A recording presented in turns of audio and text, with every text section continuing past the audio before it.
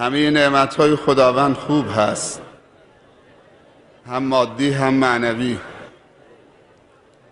چون خود خداوند خوب هست. همه نعمت‌های خداوند مفید هست، چون خداوند مثبت نگر هست و حکیم هست.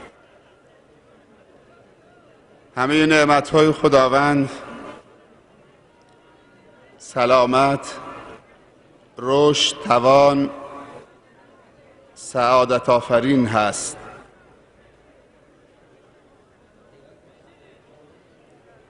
همه نعمت‌های خداوند برای ما و شما بندگان خدا هست.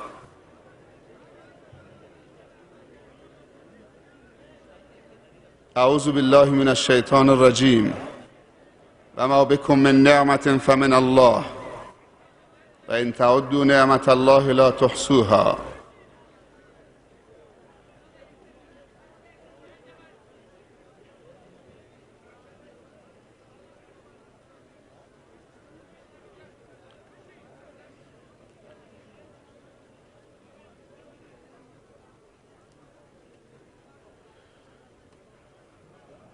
جا داری که بعد از تشکر از خداوند از بانیان و برگزار کنندگان این مجلس رشد و توانمندی و این مجلس بسیار ارزشی و مفید نهایت تشکر و قدردانی بشود و خدا قوت بگوییم و این بزرگواران را قوت قلبی اهدا بکنیم با تشویقات و ترغیباتمون که همیشه این استعداد را داشته باشند چنین مجالس پرخیر و برکتی را برای رشد و توانمندی ما برگزار کنند، برای امیدواری دوستان و ناامیدی دشمنان. فرصتی پیش آمده، نعمتی حاصل شده، فرصتها و نعمتها را با قدر شناسی و سپاسگزاری مغتنم بشماریم و با تشکر و قدر شناسی و سپاسگزاری شاهد تکرار نعمتها، شاهد تکرار فرصتها، شاهد تکرار توفیقات خداوند باشیم. ان الله لا یغیر ما بقوم حتی یغیروا ما بانفسهم.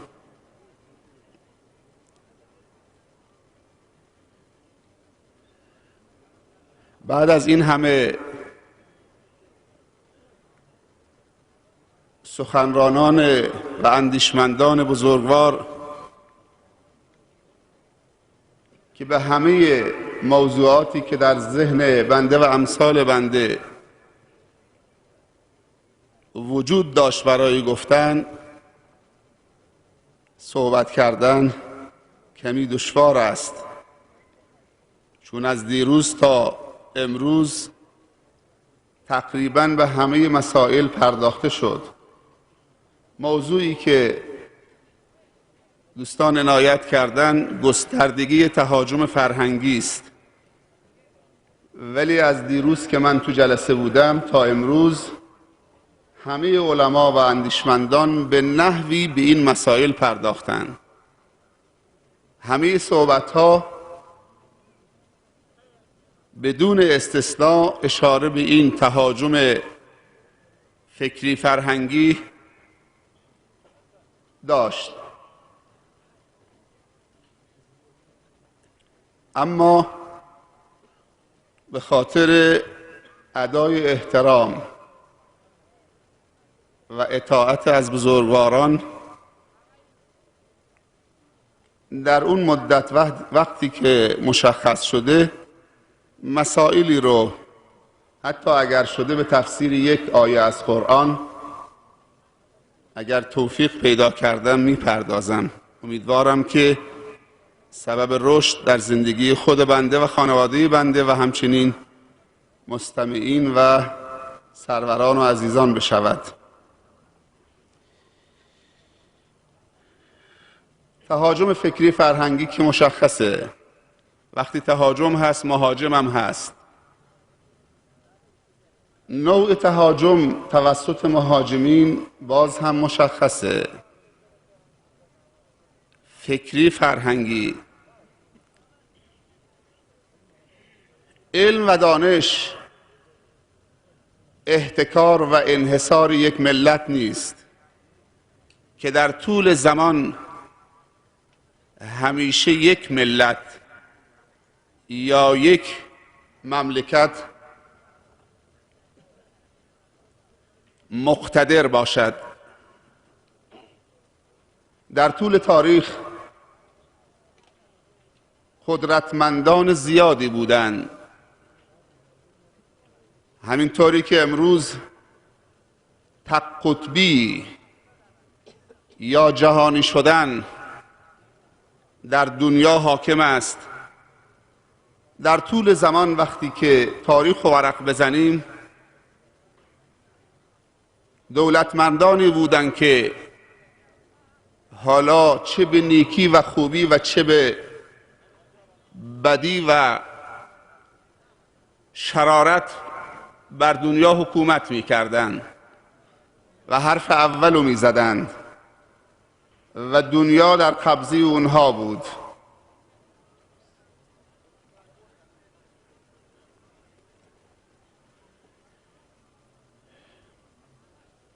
مهاجمین فکری فرهنگی سه گروهند. روش و راه‌های مبارزه این مهاجمان در طول تاریخ عوض می شود. از مبارزه میدانی رو در رو خیری ندیدند و بارها تاریخ ثبت کرده شکست ذلیلانه ابرقدرت‌های دشمن در مقابل جماعت مؤمنه مسلمه معتقد به خدا. در نتیجه منصرف شدند، ابزار و وسایل رو تغییر دادند، از اشغال خاک‌ها به اشغال مغزها پرداختند با هزینه کمتر و فایده بیشتر و ماندگارتر. تهاجم فرهنگی ماندگارتر با کمترین هزینه ها برای دشمنان به وجود آمده. در نتیجه این را پسندیدند. متاسفانه خود مسلمان ها هم کمک کردند که بیشترین هزینه را مسلمانان بپردازند و کمترین هزینه را مهاجمان و مهاجمان را به عنوان سرپرست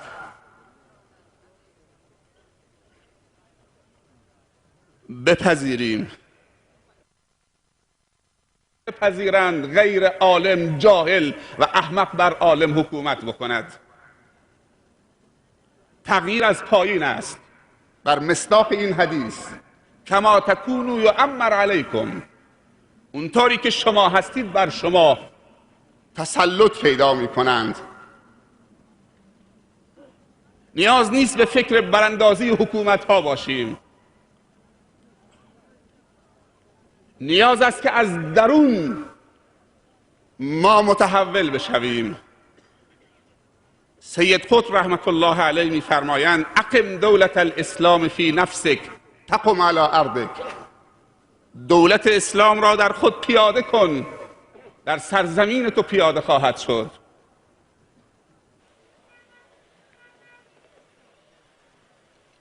دکتر عبدالرحمن سمید، رئیس بزرگترین مرکز خیریه کویت که در آفریقا خدمات میدهند، در محاضره و سخنرانی در مرکز تجاری دبی چند سال پیش من حاضر بودم، میگفت که سفری گذرمون افتاد به کشور جزرالقمر یا مدغشقر. دیدیم که بعد از چند روز در این کشور فقیر دیدیم که میان اون همه سیاه‌پوستا یک زن زیباروی سفید جذاب جوان به تنهایی تو اون جمع سیاه‌پوستا جلب توجه کرد، مثل شمعی که در تاریکی روشن می شود. به طرف شما وسط این سیاها چه کار میکنید؟ بلافاصله برگشت گفت من مسیحی هستم. مسیحی هستید؟ خودم رو جمع جور کردم، با خانمم بودم. مسیحی وسط این سیاهای مسلمان چه کار میکنید؟ گفت من مأموریت پیدا کردم. از طرف کی؟ از طرف پدر روحانی، از طرف پدرم، پدر روحانی، بزرگ کشیشان لبنان، عروس خاورمیانه و خوش آب و هواترین کشوره که خیلی ها برای اوقات تابستانی به این کشور سفر میکنن. وسط اون همه فقر و بیماری و سختی ها، این زن جوان سفید وسط سیاه ها با دو فرهنگ بیگانه گفت دخترم مأموریت تو چیست؟ گفت تبشیر و تبلیغ دین مسیح. برای چه کسانی؟ برای این خواهرای مسلمان، برای مسلمانا. گفت چند ساله که مأموریت انجام میدی؟ گفت 8 ساله. گفت کی مأموریت تمام میشه؟ گفت هر وقتی پدر روحانی دستور بده، هر وقتی بابا بگه بر بگرد من بر میگردم. جناب دکتر به گریه افتاد، گفت مردان مسلمان همتتون به اندازه یک زن تبشیری و مسیحی باشد که میخواهد باطل را جلوه بدهد و حق تبدیل بکند. چقدر باید به خودش فشار بیاورد و هزینه بکند تا باطل حق شود. ولی شما که حق در اختیارتونه،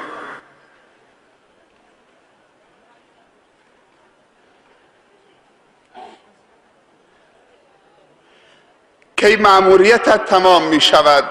هر وقتی که بابا دستور بدهد. آیا ما و شما به امر اولوالامر و علمامون هستیم یا نیستیم؟ آیا ما و شما سربازان بدون مرخصی جان برکف ایثارگر خستگی ناپذیر فداکار هستیم یا نیستیم؟ با 4 رکعت نماز خوندن که دنیا متحول نمی شود، با عبادت فردی که تحول ایجاد نمی شود. کنتم خیر امت اخرجت للناس تأمرون بالمعروف و تنهون عن المنکر. باید خارج بشویم، باید حرکت بکنیم، باید داعی بشویم، باید مبلغ بشویم، اما با ابزار نه بدون ابزار. بدون ابزار نمی شود. ابزار رو باید به کار گرفت. ابزار زمان سرعتی را باید به کار گرفت. ما در عصر سرعت زندگی می کنیم، نباید از ابزار کند استفاده بکنیم. با همون ابزار سرعتی که اونا به غزو و جنگ و تهاجم فکری ما می آیند و در کوتاهترین مدت ما را خام می کنند، روشنفکران ما را خام می کنند، جوانا و تحصیل کرده ما را تهی می کنند، سرمایه های ما را به یغما میبرند. ما هم باید از ابزار سرعت در عصر سرعت استفاده بکنیم.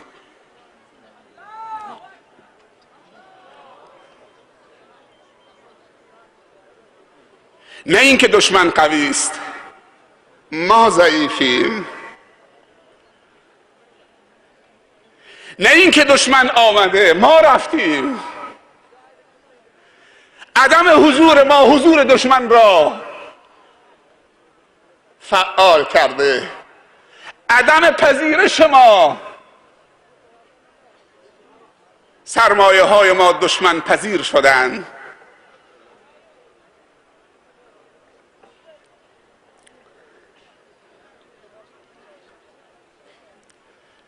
المبشرون،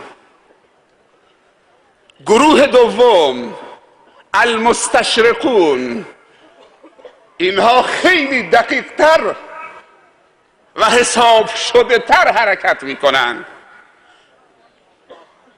خاورشناسان، مستشرقان، متشکل از دانشمندان و متفکرین و اندیشمندان غربی هستند که مسیحی هستند، مراکز استشراقی دارند. یکی از این مراکز و بزرگترین مراکز استشراقی در اتریش است، مرکز لیدن. حتی آمدن بزرگترین فهرست معجم مفهرس الفاظ حدیث رو نوشتن، نه برای خدمت به حدیث، دانشمندانه به زبان فرانسوی نوشته شده، المعجم المفهرس لالفاظ الحدیث.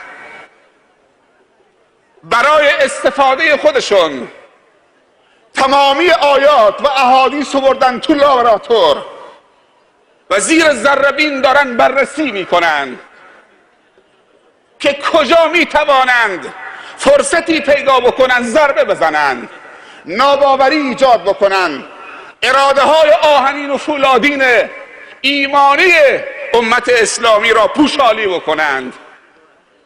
خاورشناسان میشناسیدشون؟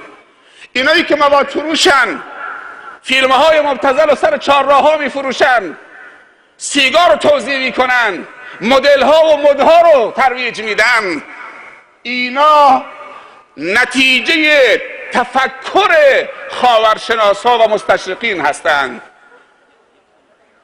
اینها اونا نیستند، اینها برنامه‌ریزی اونهاست، اینها سیاستگذاری اونهاست. خاورشناسان چه چیزهایی رو مد نظر دارند؟ رو فرهنگ، رو هنر، رو آداب، رو رسوم، رو زبان، رو باورها کار میکنن. از جهتی به مبشرین خدمت میکنن و از جهتی به مستعمرین خدمت میکنن. استعمارگران طبق برنامه ریزی مستشرقان حرکت میکنند.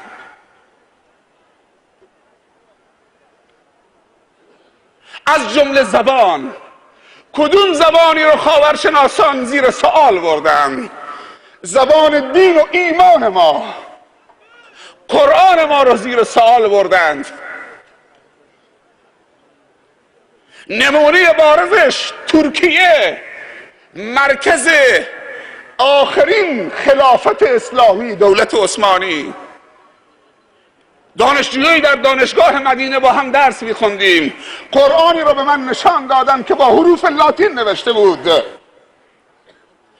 گفت این از برکت آتاتورکه، کسی که ملقب بود به پدر اتراک. قرآن رو به حروف عربی، نه ترجمه، نه تفسیر، کلمات خدا را با حروف لاتین. بهشون گفتن شما ترکید، شما بلوچید، شما افغانید، شما کردید، شما لورید، شما که عرب نیستید چرا افتخار میکنید به زبان عربی؟ به زبان خودتون افتخار بکنید. در نتیجه کتابی آوردن همین دوستان، کتابی که قبل از دولت عثمانی نوشته بود. باور بکنید که خود همین ترکا میگفتن که شما محمد صالح میتونی لغت دولت عثمانی ترک ها را که فارسی هستی و عربی بلدید بخوانید، ولی ما که ترکیم نمیدونیم بخوانیم، چون به حروف عربی نوشته شده. در نتیجه بیگانه کردند. الان ترکیه مذبذبه، نمیدونه که به شرق یا به غربه، میخواد ملحق بشه به اتحاد اروپا. باید از چه چیزی تنازل بکنه؟ ملحق شدنش رو حساب چه چیزی باشه؟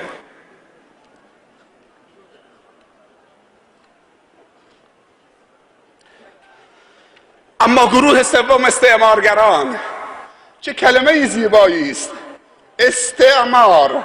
الف و سین و ت دلالت بر طلب میده، طلب عمران و آبادی و اعمار در زمین. کجا این کلمه، این واژه کجا میخواند با واقعیت ها؟ حتی واژه ها رو مصادره میکنن.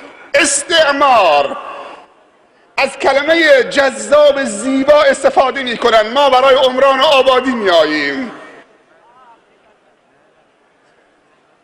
ما برای عمران و آبادی میاییم. چه عمرانی؟ یکی از روش‌های معتاد کردن جوانای ما، گرد و میپاشن تو گل محمدی. اول صبح برای دختر دبیرستانی هم کلاسیش گل تقدیم میکنه، فکر میکنه گل بو میکنه ولی گرد بو میکنه، هروئین بو میکنه. استعمار.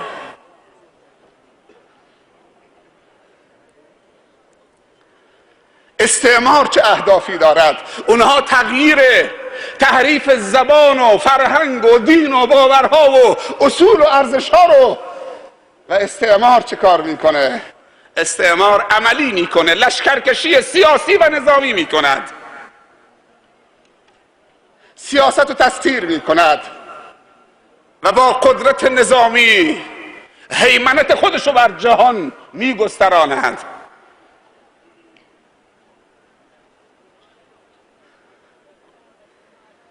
هل من مخرج؟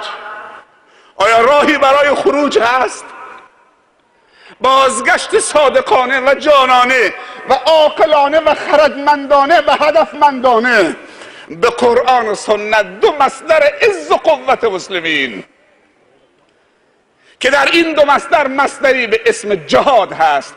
من برای به تفسیر این آیه میپردازم و هر وقتی وقت تمام شد، قبل از اینکه وقت تمام بشه 5 دقیقه زودتر تذکر بدید. آیه آخر سوره عنکبوت، اعوذ بالله من الشیطان الرجیم، والذین جاهدوا فینا لنهدینهم سبلنا و ان الله لمع المحسنین. آیه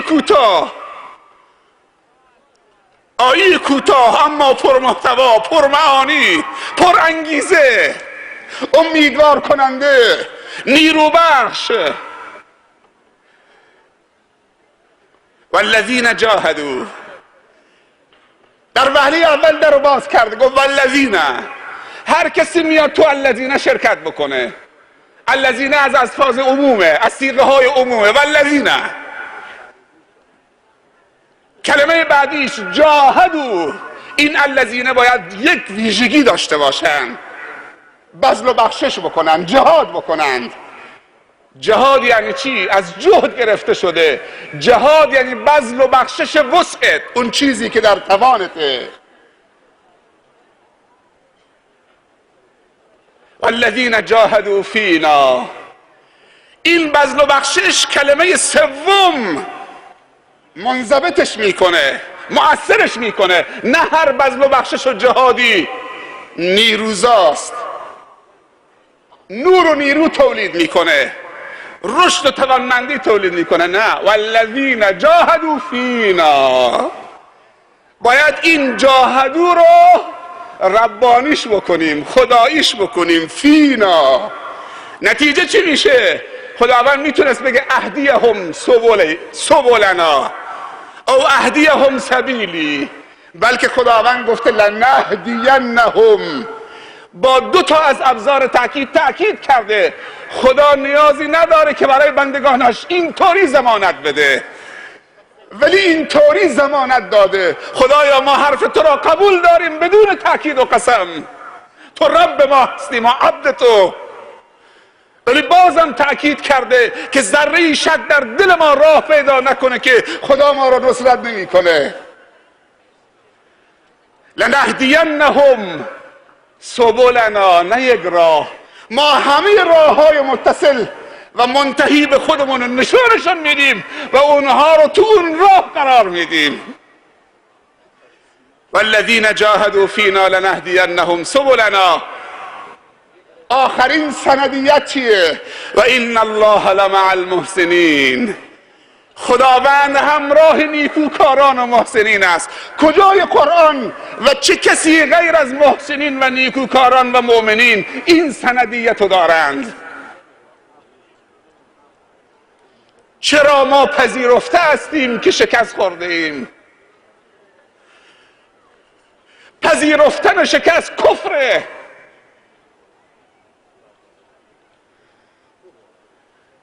ما که امت ذلیل و بدبخت و دربدری نبودیم، ما که امت فقیر و بیچاره و بیفرهنگ و جاهل و احمقی نبودیم. این همه توان کجا رفته؟ میدونه علتش چیه؟ فاصله گرفتنه، متشتت شدنه، نیروها را بر علیه توانها و نیروهای خودی به کار گرفتنه.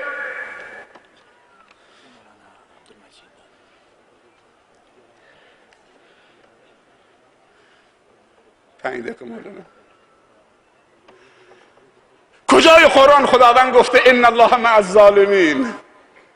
تا ظالم احساس قدرت بکنه که من قوی هستم و به ظلم بپردازه. کجای قرآن گفته ان الله مع الکافرین؟ ان الله مع المتکبرین، مستکبرین، فاسقین، فاجرین، منافقین. چرا ناامید شدید؟ هیچ جای قرآن نیست که خدا بگه من همراه منافق و ظالم و کافر و مستکبرم. چرا ضعیف شدیم؟ 5 تا جهاد داریم. 1 جهاد مالی، 2 جهاد تبلیغی، 3 جهاد تعلیمی، 4 جهاد سیاسی، 5 جهاد نظامی. تو توان شرکت در کدومشو داری؟ هر کدوم دوست داری بفرما. هر کسی به اون چیزی که توان داره و هنر داره و اختصاص داره شرکت میکنه. عالم نیستی، مالداری، جهاد مالی. من یه درد بگم اینجا. 3-4 سال پیش یک سفری به بنگلادش داشتم. در اجتماع جماعت تبلیغ، این حرکت مبارک خیرخواهانه، در اجتماع جماعت تبلیغ داکا شرکت کردم. وقتی که حضور مبلغین و از ایران خودمون شمردم 6 نفر یا 7 نفر بودن، در صورتی که در اجتماع رایبند 20,000 بالاترین درصد ایرانی ها هستند. علت پرسیدم، گفتن چون پول ویزا و بلیط و رفت آمد خیلی گرانه، 600,000 تومنه. رایبند با 50,000 تومن میره. پول لازم هست یا نیست؟ این 20,000 نفر نمیخواستن تو جلسه داکا شرکت بکنن، ولی پول در اختیار نبود. سال 79 استادی آمد یک کلاس آموزشی در بهزیستی بندرعباس گذاشت، گفت 500 شرکت دایناسوری اقتصادی بر دنیا تسلط دارن که 219 تاش آمریکاییه. یکیش مایکروسافته که 580 میلیارد دلار سپرده داشته در اون سالی که اون دکتر صحبت میکرد.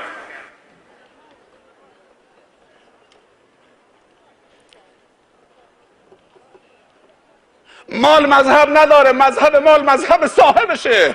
اگر تو مؤمن باشی مالت هم مؤمنه. اگر تو مؤمن باشی مالت مؤمن باشه، به غیر از راه ایمان خرج نمی کنید. جهاد تبلیغی، چقدر شبکه های ماهواره‌ای تبشیری ضد اخلاقی. جواب این شبکه ها را نمیشه با خطبه جمعه داد. خطبه جمعه محدوده. ماهواره من یه مثال بزنم. 2 نفر میخوان برن 50-100 کیلومتر 200 کیلومتر تبلیغ بکنن. یکی با پیغام قرازه سال 60 داره حرکت میکنه، بهترین و نخبگان علما توش نشستن، قرآن و کتاب و سیدی های خوب و سخنرانی و نوارهای فلان و جزوه های عقیدتی و ایمانی و اخلاقی توشه، با هول روشن میشه، بهترین علما هم توش نشستن. اما یه ماشین زانتیا مثلا مدل بالا، 4 تا شرابخوار و عیاش و مواد فروش، مواد، سیدی های مبتذل، کوتی های آبجو و شراب، فیلم های لختی، عکس‌های هنرپیشه‌ها تو ماشینن، تا تو بخوای ماشینت لو بدی هول بدی روشن بکنید از کنار تو رد شده. اون کجا میره؟ همون جایی که تو میخوای تبلیغ دین بکنی، قرآن توضیح بکنید. تو زودتر میرسی یا اون زودتر میرسه؟ ابزار باید قوی باشه و سریع باشه. همه ابزار باید استفاده کرد. جهاد تبلیغی، جهاد تعلیمی. من یه آمار بدم. دکتر مشیری که از نمایندگان مجلس استان هرمزگانه، تو افتتاح مدرسه دانشکده تفسیر مدرسه سلطان علمای لنگه میگفت که غرب ژن‌های برتر ما رو در اختیار دارن و به اونجا میکشونن. جهاد تعلیمی. میگفتن که آلمان 6000 ژن برتر داره که هر ژن آلمانی برتر معادل پروفسور حسابی ماست. کشور ژاپن 5600، کشور ایتالیا سومه. کشور ما اونا از هر 1 میلیون نفر 6000 ژن برتر دارن. کشور ما که این همه علاقه به علم دارن و استعداد دارن، از هر 1 میلیون نفر 1.5 نفر ژن برتر. نه این که ما ژن برتر نداریم، استعداد نداریم. استعدادها رو شناسایی بکنیم. معدل 20 رو بفرستید حوزه های علمیه، نه معدل 10 و 12. معدل 20 رو میفرسته برای پزشکی، معدل 10 میفرسته برای ملا شدن. بعدم خودش ازش انتخاب میکنه ملاها چی هن؟ یعنی دین خدا فرزند معدل 20 تو رو ارزش نداشت که بفرستید حوزه علمیه. جهاد سیاسی و جهاد نظامی که این 5 تا جهاد تو هر زمینی که میتوانید باید سرمایه گذاری بکنید. اما جهاد نظامی هیبت مسلمانان است. زمانی که عالمی فتوای جهاد میدهد یا میگوید، اعلام میکند که ما چند هزار نیروی انتحاری داریم که هر کدوم بمبی هستن میفرستیم سراغتون، دنیا میلرزد، چون اونها ندارن و فقط مسلمانا دارند. نصرت بالرعب مسیفت و شهر.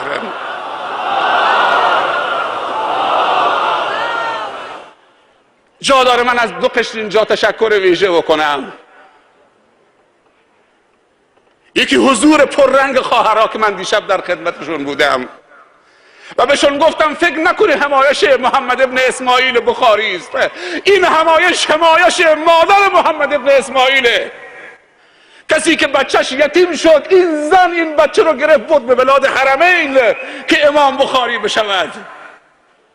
پشت محمد ابن اسماعیل که کتابش صحیح ترین کتاب بعد از قرآن هست، یک زن بزرگی نهفته است.